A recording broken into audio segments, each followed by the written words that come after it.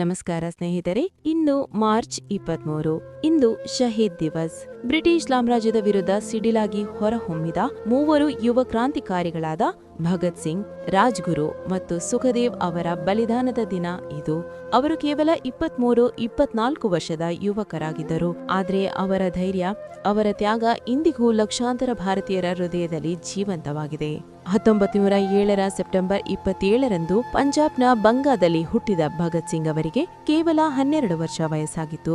ಆಗ 1919ರ ಜಲಿಯನ್ವಾಲಾ ಬಾಗ್ ಹತ್ಯಾಕಾಂಡ ಸಂಭವಿಸಿತು. ಸಾವಿರಾರು ನಿಶಸ್ತ್ರ ಜನರು ಬ್ರಿಟಿಷ್ ಸೈನಿಕರ ಗುಂಡಿಗೆ ಬಲಿಯಾದರು. ಈ ಘಟನೆ ಭಗತ್ ಸಿಂಗ್ ಅವರ ಮನಸ್ಸಿನಲ್ಲಿ ದೇಶಭಕ್ತಿಯ ಬೀಜ ಬಿತ್ತಿತು.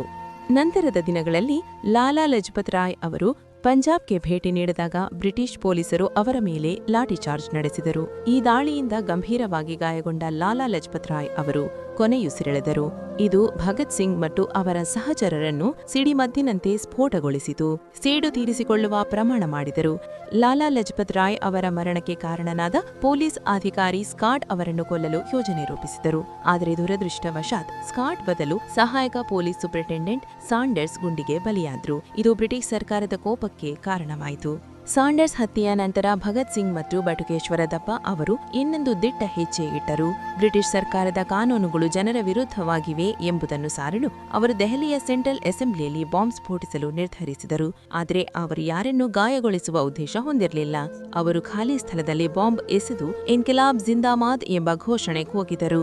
ನಂತರ ಶಾಂತಿಯುತವಾಗಿ ಬಂಧನ ಒಪ್ಪಿಕೊಂಡರು. ಈ ಪ್ರಕರಣವೇ ಅಸೆಂಬ್ಲಿ ಬಾಂಬ್ ಪ್ರಕರಣ ಎಂದು ಪ್ರಸಿದ್ಧಿ ಪಡೆಯಿತು.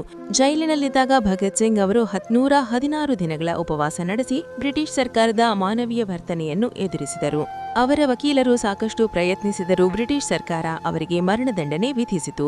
ಜೈಲಿನಲ್ಲಿದ್ದಾಗ ಭಗತ್ ಸಿಂಗ್ ಅವರು ಸಾವಿನ ಕುರಿತು ಯಾವುದೇ ಭಯ ಹೊಂದಿರಲಿಲ್ಲ. ಅವರು ತಮ್ಮ ಸಹಚರರಾದ ರಾಜ್ಗುರು ಮತ್ತು ಸುಖದೇವ್ ಅವರೊಂದಿಗೆ ಸಾವಿನ ಸಮಯಕ್ಕಾಗಿ ಕಾಯುತ್ತಿದ್ದರು. ಅವರಿಗೆ ಮರಣದಂಡನೆಯ ಶಿಕ್ಷೆಯಾದಾಗ ಅವರು ಶಾಂತಚಿತ್ತರಾಗಿದ್ದರು.